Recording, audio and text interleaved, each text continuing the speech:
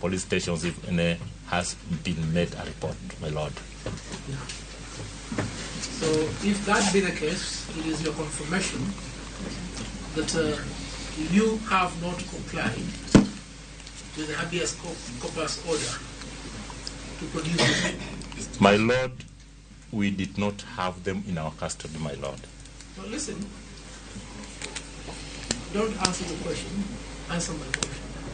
There was an order directed at you to produce these three.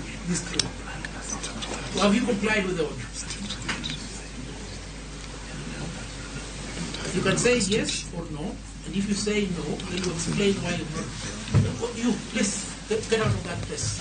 My lord, this gentleman, the short gentleman, is giving the tall gentleman answers.